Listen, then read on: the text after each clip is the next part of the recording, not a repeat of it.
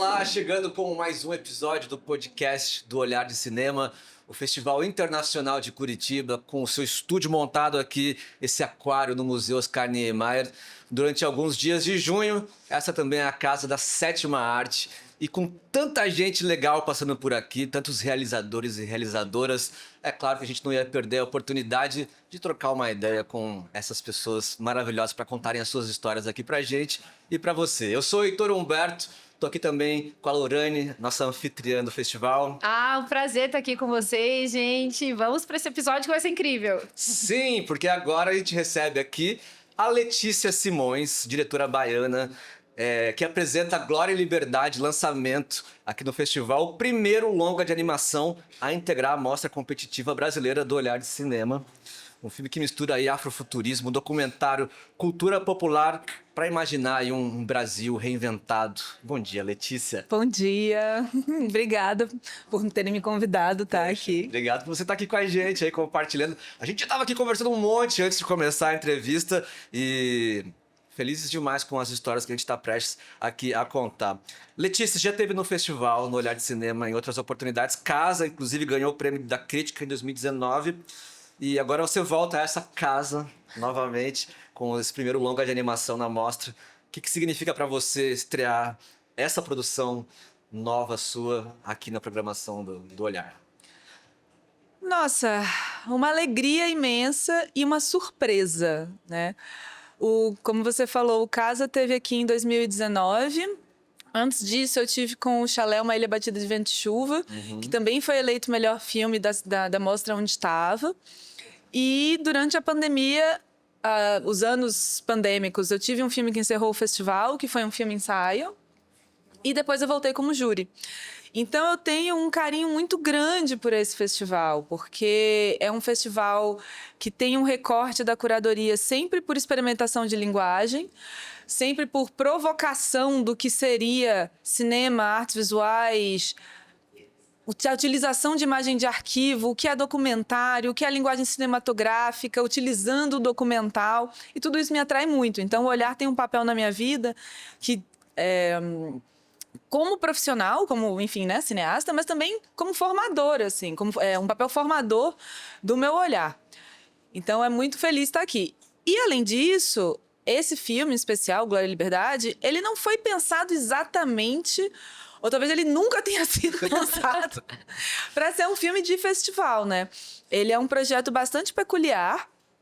O projeto foi criado enquanto projeto, né, ideia de projeto, em 2015, dentro do âmbito de uma lei que existia naquela época, que está sendo retomada a discussão agora, mas era uma lei da obrigatoriedade da exibição de cinema brasileiro independente nas escolas públicas, 2 horas, e naquela época estava se debatendo, né, a quantidade desse número de horas, desse número de filmes e o contexto e tudo mais.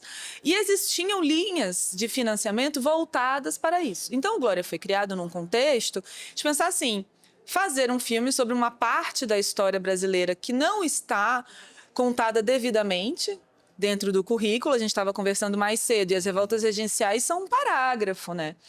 E existiram, hoje em dia, os historiadores falam entre 20 a 30 revoltas regenciais, mas ainda é um campo em disputa, porque existem muitas pesquisas em curso e muitos fatos históricos que estão sendo reinvestigados. Por exemplo, a quantidade de tempo que esses novos modelos de sociedade pós-independência perduraram. Cabanagem, por exemplo, quando eu comecei a pesquisar, se falava em 90 dias, hoje em dia se fala em 5 anos. Uma mudança muito grande.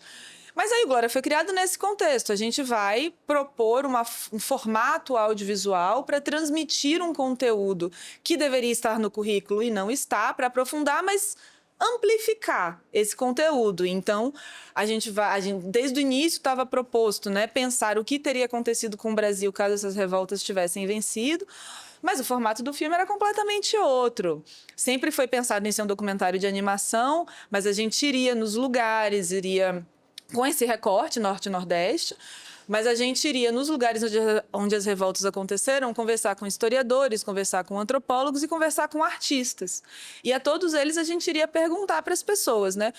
Como que você imagina? A gente iria, obviamente, situar o contexto, as revoltas, aprofundar, mas perguntar como que você imagina que teria acontecido com o seu espaço, com o seu território, caso ela tivesse sido vencida.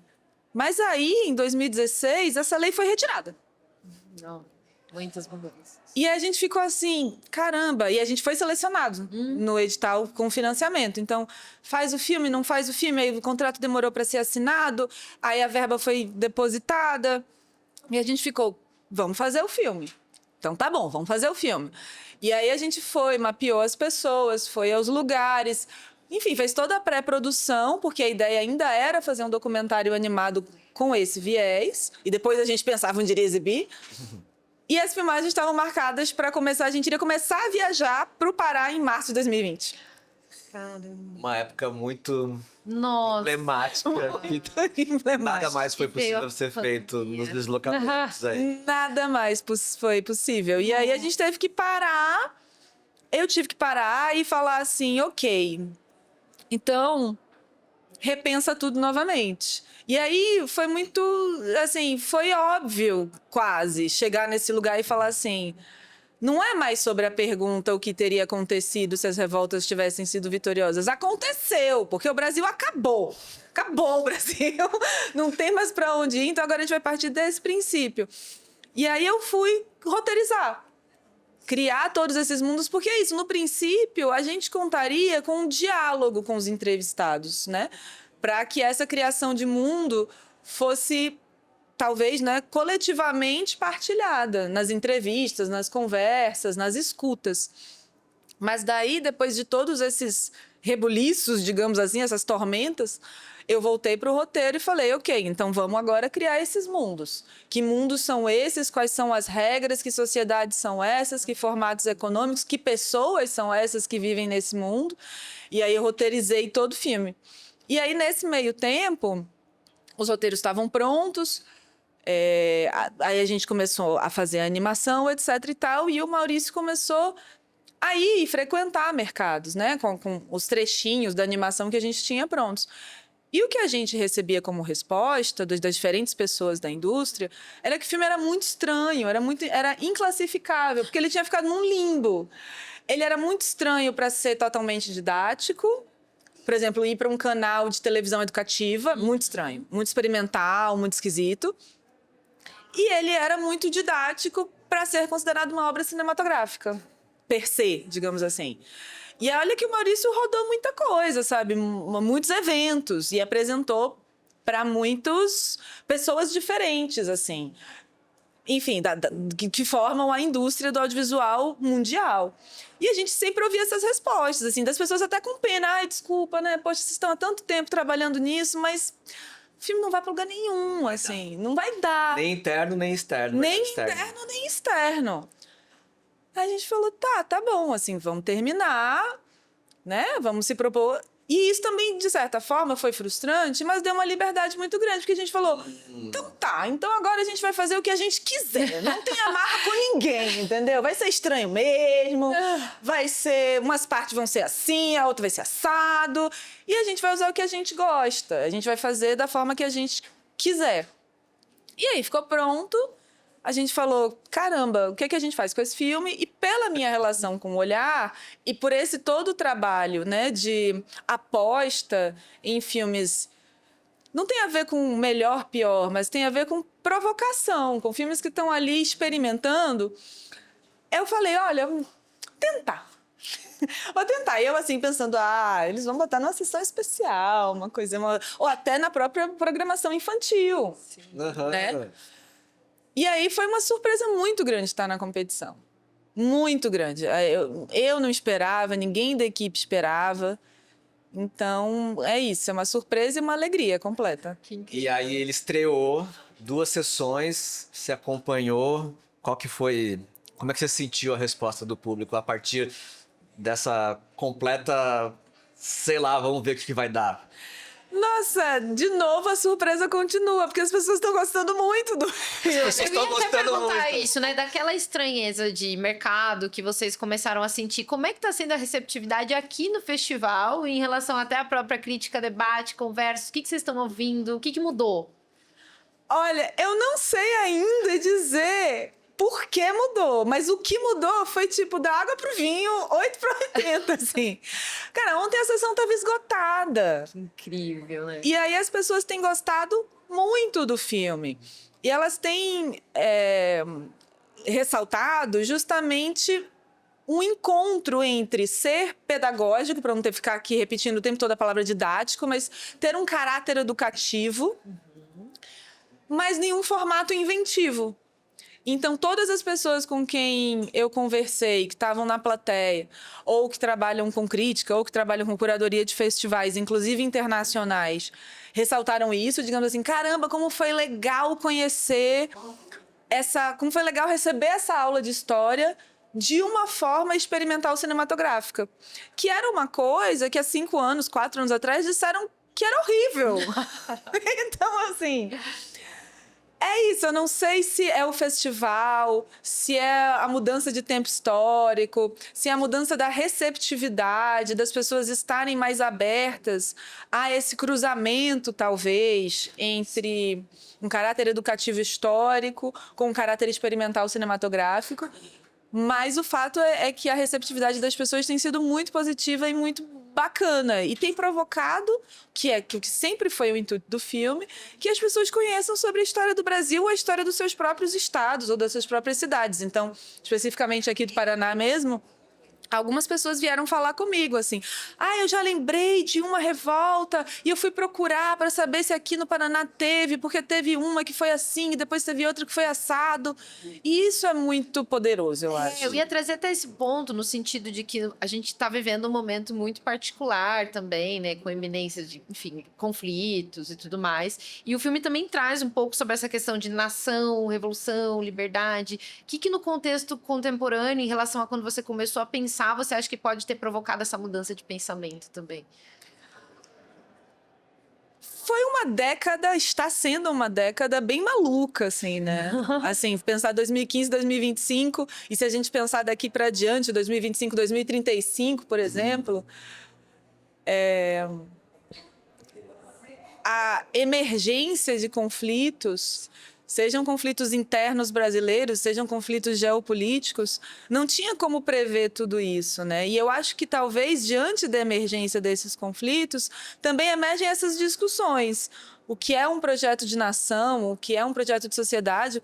E o Glória não é um filme que fornece respostas, assim. Então, todas as sociedades, todos os países que estão citados ali, eles estão passando por questões muito sérias internamente, né? Então, assim, caramba, você tem uma nação indígena com 130 etnias que propõe um modo de vida resistente ao que seria o capitalismo, mas ele é embargado por 190 países, eles tiveram que construir um muro, eles não se relacionam com mais ninguém no planeta Terra, apenas 4 países. E isso gera uma dualidade, uma contradição dentro da própria sociedade, né?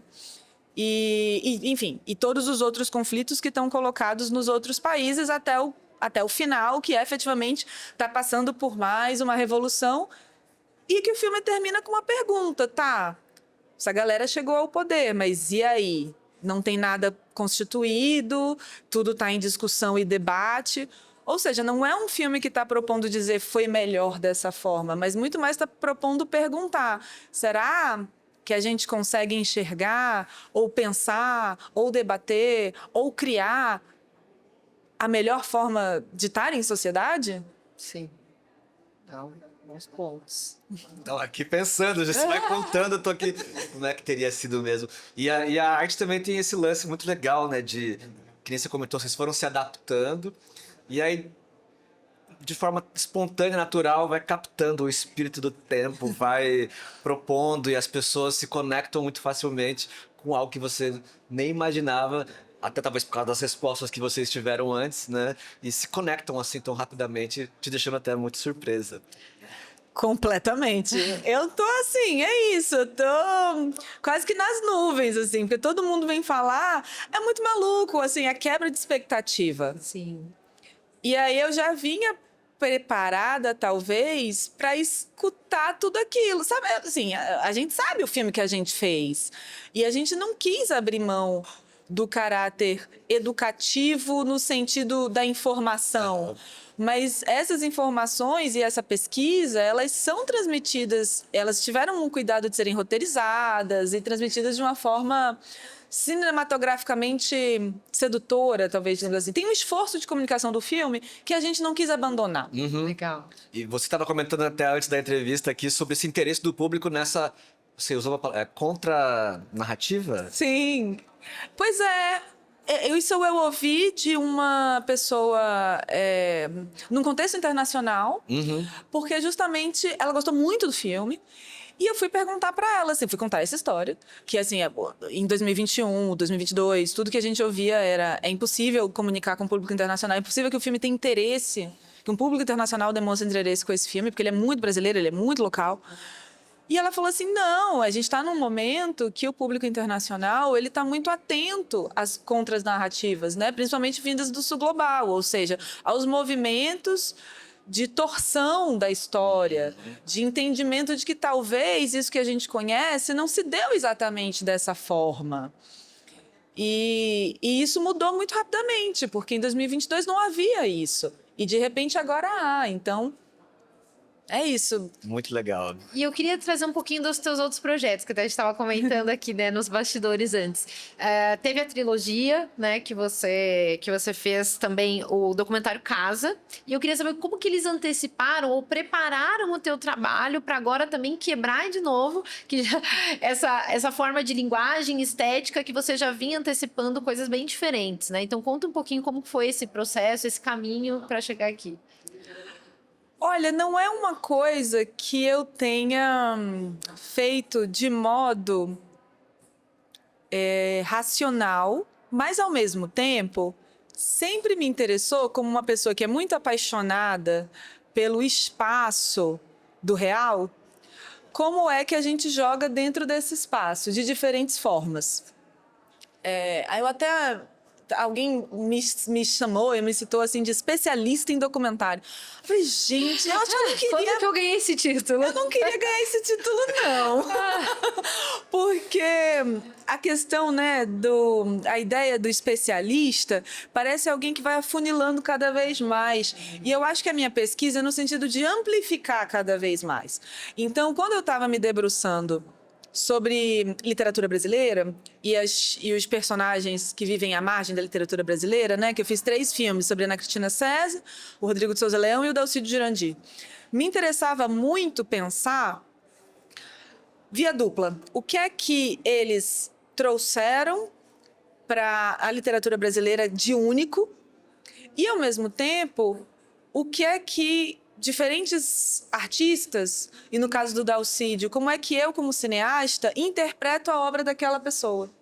Então, no caso da Ana, por exemplo, eu fui procurar muito outros colegas da minha geração, poetas que estavam começando e que hoje em dia já são super consagrados, como Alice Santana, Laura Liuzzi, Mariano Marovato. Como é que essa geração lia a Ana Cristina César, que era uma poeta marginal da década de 70, que hoje em dia ficou super consagrada. Sim. Mas quando eu fiz o filme em 2010, ninguém a conhecia. E por aí, e no Rodrigo de Souza Leão já foi totalmente diferente, porque foi trabalhar com material de arquivo. O Rodrigo foi diagnosticado com esquizofrenia, ele ficou 21 anos dentro de casa, produzindo material, ele pintava, fazia vídeos com webcam, numa época que ninguém fazia isso, e tinha um material de arquivo imenso dentro do computador. Então, eu já pensei assim, como é que eu vou fazer um documentário pensando sobre isso? Então, a estratégia do filme foi, ele próprio fez um filme e deixou dentro do computador. Então, é quase como se a gente estivesse fazendo um filme fantasma sobre ele, assim, que ele próprio tivesse feito esse filme. E já no Dalcídio já foi uma outra coisa, porque ele era um escritor marajoara, amazônido. Então, como é que eu, baiana, apaixonada pelos livros dele, mas ao mesmo tempo entendendo esse distanciamento, poderia fazer esse filme? Então, cada um deles, eu estava muito interessada em pensar como a forma do filme poderia traduzir essa dupla relação. E aí, quando eu vou para os filmes, meus filmes mais autobiográficos, né, que o Casa é o mais conhecido deles, também era uma investigação sobre isso. existia uma larga tradição, né, de autobiografias, no documentário, ainda mais no documentário contemporâneo, no documentário brasileiro. Onde é que eu entrava ali ou não? Como é que eu brincava com isso? E eu tinha vindo de 3 filmes de conversas, de escutas, de palavra. E aí eu fui arriscar no cinema direto. O Casa é um filme quase todo feito em observação daquelas situações de tensões familiares. E aí, quando eu vou para o Vida Secreta, eu falei, eu vou explodir isso novamente, agora eu vou brincar. Ok, a gente tem essas tensões familiares, mas como é que a gente pode jogar com a ficcionalização delas? Ou seja, com coisas que também, no caso, me interessavam, ouvir as diferentes versões, sempre me interessou isso, que está jogando com os limites do real, né? Como é que tem uma experiência vivida e como foi aquilo para cada personagem dessa experiência vivida. E aí, no Vida Secreta, que é o documentário mais recente que eu fiz, passou no Hot Docs e tal, eu convidei atores para reimaginarem essas situações. Sim. E aí, quando chega no Glória, que foram 10 anos vivendo, é isso, ele foi totalmente, caramba, repensado, reimaginado a cada nova puxada de tapete, seja puxada de tapete social, seja puxada de tapete legislativa, seja puxada de tapete virótica. Sim. Mas cada nova puxada de tapete, o filme era repensado. E você comentou de literatura, pesquisa na literatura, você tem livros publicados. Que horas você encontra tempo aí para ainda escrever, pensar a sua poesia? Eu não tenho vida social. Entendo. Reclamações. Exato, Consigo entender. Temos que fazer escolhas na vida. Não, é muito engraçado você brincar, né? Teve algumas pessoas que vieram aqui, a gente foi fazer um pré-pauta e a galera assim, não, dá pra falar de tudo, só não vida pessoal porque eu não tenho, então fica tranquila que não é só você. Meu Deus! Bom, é isso. Caramba, a literatura, especificamente a poesia, ela tem um espaço fundamental na minha vida, assim. Eu acho que antes de tudo vem a poesia. Antes do cinema, antes de tudo, antes do cinema. Da palavra vem a poesia. Antes da palavra vem a poesia, porque eu acho que a poesia, ela é um estado, assim, no sentido de que você, para escrever poesia, obviamente a gente lê muito, a gente estuda muito, a gente entende estruturalmente a escrita poética, mas é estar num certo estado de visão poética do mundo. Às vezes ele pode ser bastante perverso, assim, cruel e pesado, e outras vezes não. Mas é um estado de observação. E aí eu sinto muita falta, inclusive, de escrever poesia, porque eu estou escrevendo minha tese de doutorado. E aí são 2 modos de... Ainda tem isso. Tá vendo? Não tem vida social. Mas são 2 formas de escrita completamente diferentes. Completamente diferentes. E no meu caso do escrever poesia, é uma tentativa e erro. Eu não sou dessas pessoas da inspiração, que a inspiração veio, não. Eu pego a palavra. Você vai para essa técnica, você vai para esse lugar também? Eu vou, no sentido assim, tudo nasce da observação, né? Então eu observo algo, ok, isso dá para transformar, isso tem uma matéria poética. E aí a gente escreve, reescreve e reescreve de novo, aí deixa um tempo guardado para decantar, ler em voz alta. Depois, o Armando Freitas Filho, que é um poeta que faleceu ano passado, maravilhoso, ele tinha um processo que ele escrevia à mão, depois ele datilografava, e depois as várias versões do poema, ele colocava todas assim, uma ao lado do outro, em folhas A4, e depois lia todas em voz alta, até entender sonoramente o melhor poema. Agora eu até fiquei com vergonha, porque eu escrevia a poesia, mas era assim, um papel de pão. O que vinha na minha mente, guardava e nunca mais abria aqui. Mas tudo certo também. São processos. São processos. E tá tudo bem, gente. Sim. Exatamente, tá tudo bem. Cada pessoa tem o seu processo. É isso. Mas assim, eu sinto muita falta de escrever poesia. Leio muita poesia. Principalmente me ajuda no processo de fazer filmes, porque as técnicas de poesia, no sentido, se assemelham muito a técnicas de montagem cinematográfica, no sentido de você pensar cada verso como um corte, por exemplo. Para o verso estar ali, para você fazer uma passagem de um verso para o outro, precisa ter uma função consciente, um impacto que é aquilo. Pode ser uma justaposição, pode ser uma elipse, pode ser um corte pelo corte, mas você precisa racionalmente entender o que é que te fez passar de um verso para o outro, como na montagem você precisa entender o que é que te fez fazer um corte para o outro. E aí eu gosto muito quando eu estou montando um filme, voltar para a poesia. Muito legal. Imagina o corte como um corte poético mesmo. Sim. O filme enquanto um... E eu ia trazer esse ponto também dessas referências. Para além da poesia, você também fez uma formação muito fora também do Brasil, né? Teve passagens fora. Rio, Cuba, Londres, Salvador. Como é que isso tudo se mistura nas tuas referências e nessa construção de estética no teu trabalho? Olha, eu sou uma pessoa muito curiosa e muito inquieta. Talvez por isso que eu não tenha vida social, inclusive. Mas isso é uma questão, a Carla ontem no debate chamou de tema, que aparece nas minhas obras, que é esse certo desconforto territorial, ou essa vontade de estar sempre em movimento. Inicialmente não, eu acho que até hoje o que me levou aos lugares, ou a estratégia que eu uso para ir aos lugares, é a questão da educação, ou a questão da curiosidade que se transforma em pesquisa, que se transforma em educação. Então é isso, eu nasci em Salvador não tinha faculdade de cinema, e eu sabia que eu queria estudar cinema. E aí eu fui para o Rio de Janeiro estudar cinema. E aí, quando eu fui para a faculdade de cinema, eu queria ser montadora. Eu entrei na faculdade com essa mente, assim. Até porque roteirista, que era a profissão que eu queria no meu coração, quando eu estava na faculdade, ninguém falava em roteiro. Todo mundo dizia assim, roteiro é uma coisa meio abstrata. Ah, é? Era. Roteiro é uma coisa assim, não. A coisa mesmo é direção. E aí eu comecei a trabalhar muito cedo. E dentro da produtora que eu trabalhei, foi identificado em mim um perfil de direção. E aí eu comecei a trabalhar como assistente de direção e fui para a direção. E aí depois isso, aí fui morar em Fortaleza porque fui fazer um laboratório de roteiro. Desse laboratório de roteiro, o meu projeto foi escolhido o melhor projeto, eu ganhei uma bolsa para estudar em Cuba. E aí as coisas foram acontecendo, obviamente assim, né? Nada é por acaso. Mas também é isso, sempre a minha vontade de aprender mais, ou não sei se mais, mas diversificar esse campo de entendimento, sempre essa relação desse cinema do real.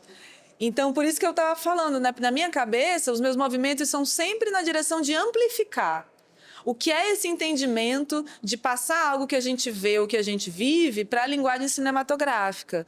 Então, para mim, a experiência em a linguagem, elas estão muito associadas. Eu não sou a pessoa do distanciamento. Eu sou a pessoa que olha, que vê e que quer absorver isso para a linguagem cinematográfica ou para a linguagem poética. Em vez de ser uma especialista em documentários, quer saber cada vez menos, talvez. Assim, tipo... Talvez, Talvez exatamente eu tô isso. entendendo menos esse negócio. Isso, exatamente.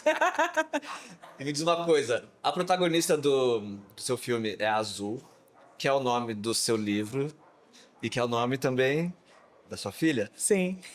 Como é que tudo isso assim se entrelaça? Você é uma pessoa ligada a cores, hoje está de amarelo, por exemplo. Tá lindíssima de amarelo aqui, iluminando o nosso aquário. É verdade.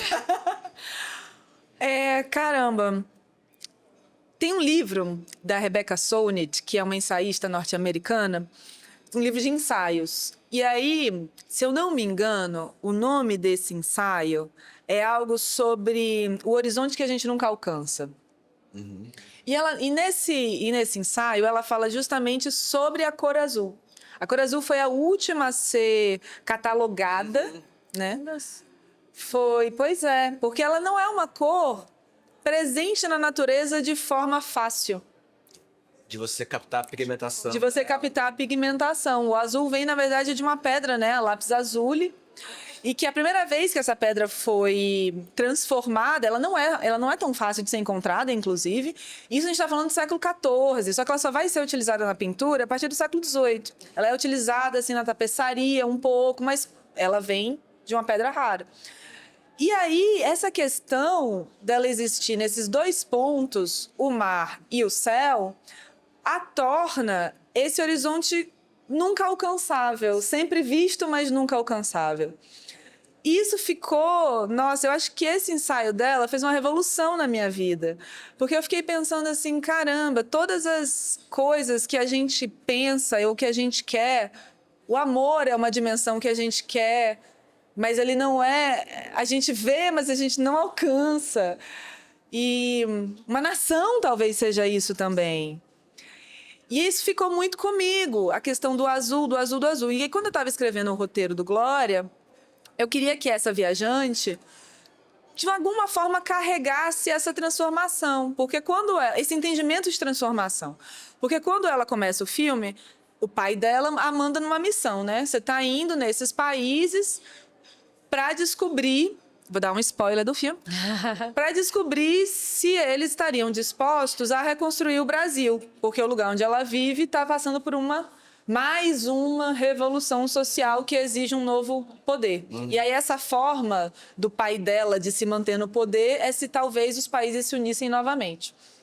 E aí, ao longo dessa viagem, ela descobre que ela não tem uma resposta. Ou seja, essa ideia... ela é vista, mas ela não é alcançável, assim. Então, para mim, juntou, foi uma descoberta que o nome dela fosse Azul.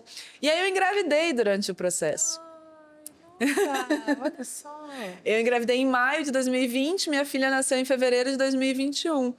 E eu estava muito imersa no processo de roteiro do Glória. E era muito doido ser uma mulher grávida na pandemia, porque era tudo dizendo que a gente não ia sobreviver, assim. Então, eu lembro que ela nasceu em fevereiro, né? Mas em janeiro teve a tragédia de Manaus e o Brasil atingiu o primeiro ou o segundo, eu não sei agora, era Brasil e Índia, no ranking de grávidas que tragicamente as crianças não sobreviveram porque foram acometidas pelo vírus da Covid. Então, assim, era um manancial de horror.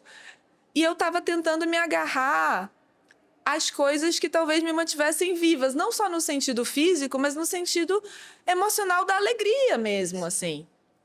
E aí essa coisa do azul veio muito forte. E já estava, né, era a personagem do filme, é o nome da minha filha. E aí, quando teve a Lei Paulo Gustavo, eu submeti um projeto, porque todo mundo sempre perguntava, e sempre pergunta, é azul, azul, a sua filha se chama Azul, por que ela se chama Azul?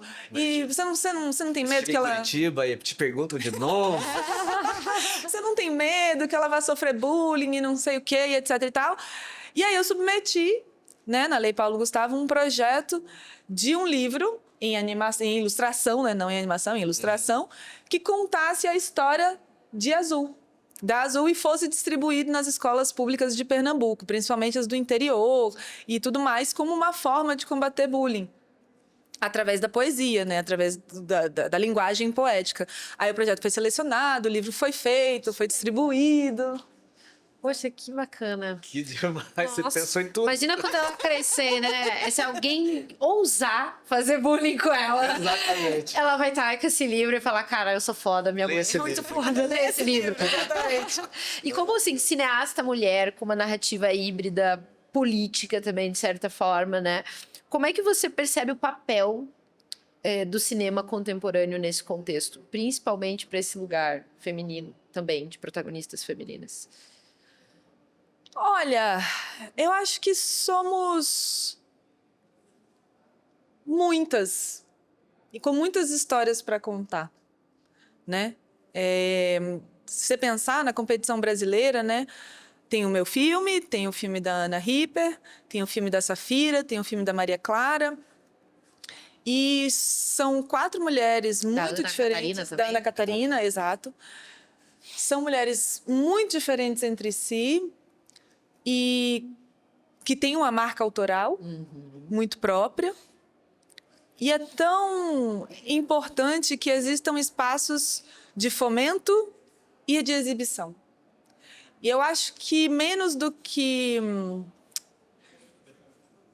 É bom que não haja unidade. Eu acho que o importante é ter viabilidade para fazer e ter espaços que recebam esses filmes. E pensar... E ter mais. Ter mais e filmes mais diferentes.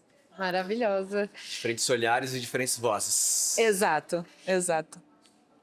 Sim, nossa, foi incrível, Letícia. Eu queria te agradecer em nome do festival por você escolher também a gente, né? Porque não é só a gente que escolhe o filme, vocês também nos escolhem para estar aqui. Dizer que a gente sempre vai estar de portas abertas aqui para você. E é isso, muito obrigada por estar com a gente. Muito obrigada pela conversa, por tudo. Estamos aqui em estado de poesia, como já diria Chico César. Depois dessa conversa maravilhosa, tô aqui começando amanhã, muito inspirado. Ai, que bom! Obrigado por É pra compartilhar isso. tudo isso com a gente, muito legal. E a gente agradece também a sua companhia, Letícia Simões, aqui com a gente no podcast Olhar de Cinema. Sigam nossas redes, acompanhem a nossa programação, a gente segue por aqui no Museu Oscar Niemeyer. Logo mais, temos mais entrevistas chegando.